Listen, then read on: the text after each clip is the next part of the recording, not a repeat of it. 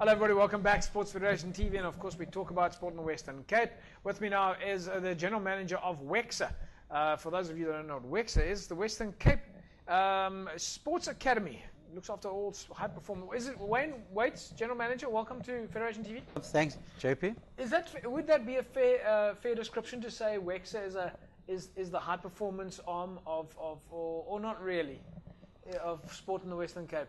No, I think that's a fair reflection in terms of, and that's why we, in terms of with the academies, there's the 9 within the country, but in the Western Cape in particular there is the WECSA, and there is in each district academy a district academy that makes up, and together in terms of taking the talent of athletes forward, you find at the top, the most talented athlete who is really at the top of the pile is the athletes that is taken care of at the provincial level. So what's your job in the process? Is it your job to get the best athletes in the Western Cape to a national level, from a provincial level to a national level? The role in terms of as the blueprint in terms of the academies, our role and our function is to ensure that we play a coordinated role, and that we ensure that athletes are then with the confederations, the sports councils, that together, and particularly in this province, as with the Western Cape Sports Confederation and its members, all the federations, it is our joint responsibility to ensure that we need to make sure that our athletes get onto a national platform and onto the bigger programs as well. So Gideon Salmon, the guys sitting at national level, they're waiting for you to send them the best. That is what it is. To make them. It is obviously going on to the national federations, because that is our responsibility, and then from a national federation perspective, they are seen, and then SASCOC takes care of all logistics and team preparations for the teams going abroad in terms of Commonwealth Games in preparation for April. Of course, there's Commonwealth Games coming up now, so that high performance would probably be a little bit of getting a little bit of a spotlight at the moment. But let's talk about the academies. We're starting at ground level now. You've obviously got like a pyramid structure where you have academies in the different districts, and that builds up to a provincial structure, which builds up to a national structure. Yeah, I think we, in each region, starting at the far ends, if we look at the N1 and the N2, Central Karoo is a functional district academy. We have an administrator that we have within the academy. At the present moment, they have an administrative office as part of the provincial government that have provided that. So this is an academy in Beaufort West? In Beaufort West. It's situated in Beaufort West, and to then service with the district academy, the federations in the Central Karoo, with the Central Karoo Sports Council, to ensure that those talented athletes would necessarily, where services of this, which was only at most located in the towns, in Cape Town, is suddenly now out in the Central Karoo, in Beaufort, Maritzburg. All the different districts from Cape Winelands to Eden and so forth. But how does it work? How does it work for the average athlete? Obviously, you can't get your average athletes into the academy. It's the best in the region. But how does it work? Do they go every night to a practice session, or do they practice at their own facility and then come to the academy? How does it work for the actual guy who's exercising? I think it's very simple. That one, we need to understand that the academy is not a federation. So the custodian, which is the federation, whether the district or at the provincial level, is made up of a magnitude, say for instance at the district level is made up of clubs. So, and the federation sometimes in most of they have district programs. So whether it's once a week, whether it is on a Saturday, whether it's twice a week, sometimes within the week, like in the Eden cycling, they get together with the athletes nominated that's on the Eden Academy, and they train regular. When you say nominated, how do you mean nominated? The federation basically look at what is their best deserving athletes who is currently not, they are there but not getting through it. They need this extra support from a sports science and all these other services that we provide at that level. And they then, as such, nominate these athletes, and they are here in the academy at the district level. Yeah. Say for a year, they get reviewed, their performances, the coaching ability, and in that way, they go through. So let's look at the ladies that we just spoke to now, tug of war, for example. They're part of the WECSA structure. What is it that they would typically do? From what I understand, you have testing and you have physiotherapies and doctors or nutrition. What is the kind of thing what would be the average day in the life of a WECSA athlete? It's very good. I mean, tug of war is preparing for world champs, hopefully in China in March. Yeah. And then there's the outdoor world championships later in September. So it's two sort of major events that they're preparing for. So when we started this process in November, in December, we immediately got them into sports science. Yeah. We got the program. We knew that we should have done that planning 2 years ago, but we did the planning. We sat with the professionals, with the sports scientists. We're talking now about the Sports Science Institute in Newlands. Yes. You've got a team of people there that you work with. We have collaborate with experts in the field of science, yeah. medics, that they provide this as an external service to our athletes. So what they've done is to really look at their program, look at what their milestone, where they want to be, and through that, the coaches program, where he has set certain milestones and certain things, they've added value things, bringing sports science to assist the athlete. And in that way, we started this journey with them, with the initial screening, being tested. For some of them, it was the first time ever going into Sports Science Institute, being exposed to this sort of testing. It's like walking into a lab. It's like walking in and they were like, is this real? Yeah. And also, when we were done, is that they got a program that they needed to train over the holiday period. It was Christmas and New Year. Yeah. And their son, he said, and that dawned upon them the realization this is serious. That they are serious because they are high performance athletes, because that's the life of an athlete at a very higher level. That is what you expect of them, is that there's almost no holiday. Yeah. Because they're always in the mode of preparation for this big event. But that's the life of a high performance athlete. That's the life of a world champion. If you want to get to the next level, you've got to put in the hours and sacrifice everything. I think that's what at the top level, at the provincial level, we start preparing them towards that. Yeah. So that at the national level, that is what they are exposed to.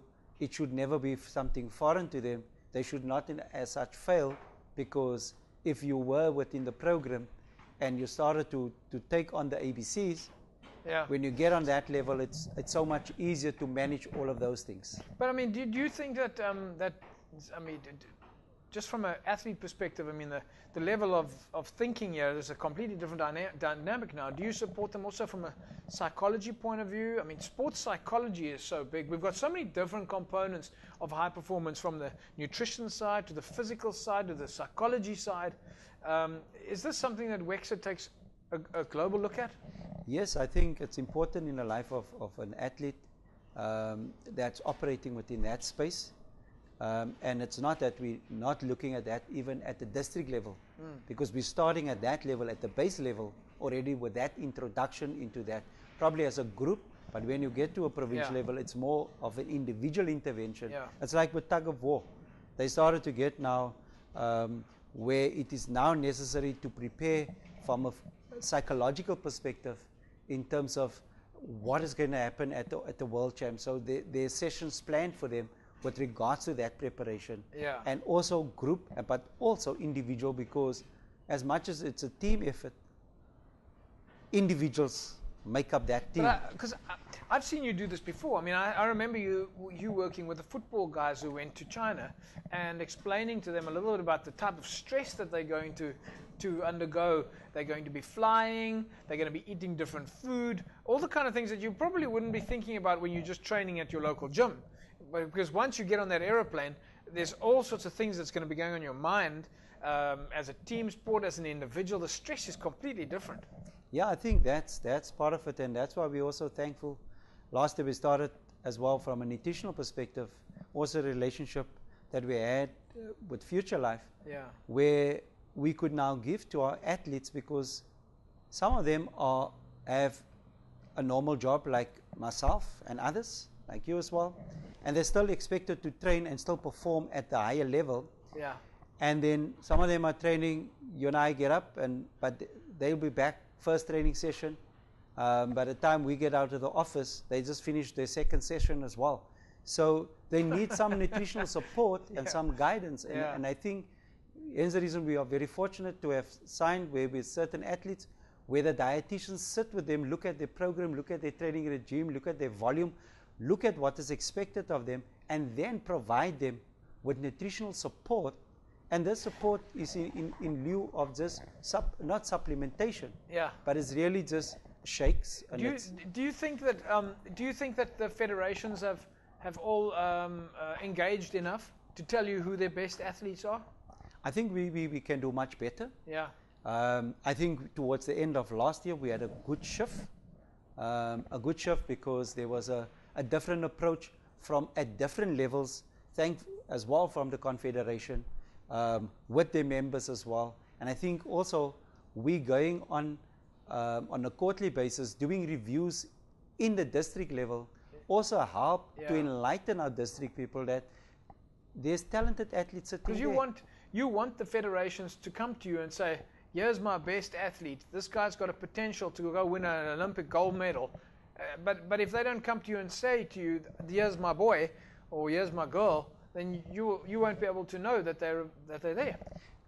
You see, JP, you spot on, and I think it is something we can see, because we pick up the newspaper or we put on our tally and we say, oh, this boy has, wow, who was he? In the next minute the article appear, he's from Cape Town, but he's there from Bonteheuwel. And we say, like the girl who has just won the gold medal in Africa in the youth table tennis championships, and everybody is now sort of, but the girl was always there.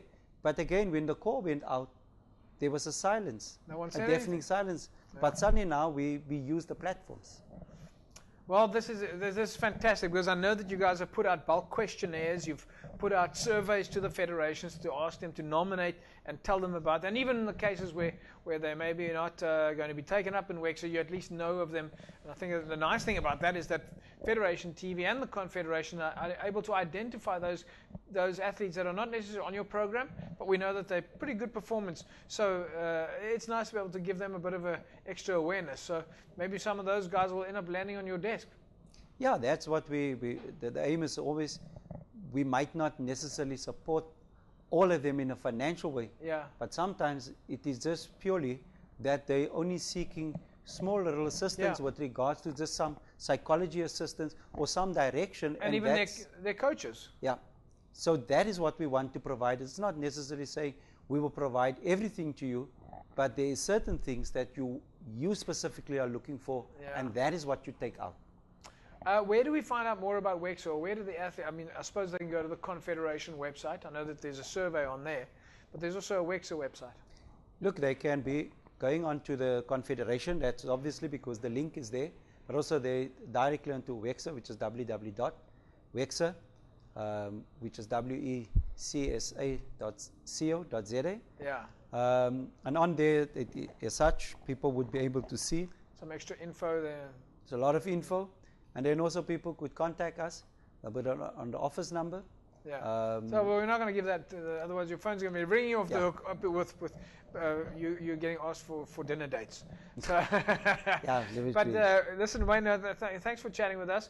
I think that it's good to know that there is somebody looking after high performance. Quite often people, we make judgments, we don't always know what is happening behind the scenes. So at least we now know that our athletes in the Western Cape, the top athletes in the districts and the province, have got a place to go to where they're going to be looked after, if they meet the criteria, obviously, to potentially make it to the national exchange program and go on and win some medals for South Africa. Yeah.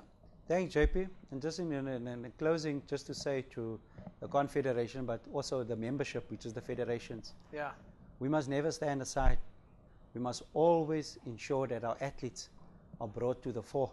Yeah. Because we are there to wanting to assist. We want to build the Western Cape to be the province where we can produce the athletes, so that at the national level, nationally can also find solace in the Western Cape, producing the caliber of athletes what we produced in the past. We're looking forward to it. Thanks, Wayne Weitz, General Manager of WECSA in Western Cape. Thank you, Chip. Right, folks, there you go. Let's see some champions come out the mix from our high-performance programs. Of course, from the federations to the districts through to the province.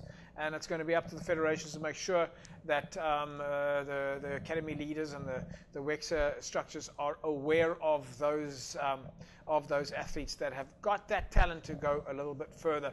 That's a wrap from me, JP Nordia. I'm standing in for Len Yukta-Chetty. She'll be back next week. We trust that you've enjoyed Sports Federation TV, official broadcaster to the Western Cape Provincial Sport Confederation. Have a fantastic sporting weekend. Bye-bye.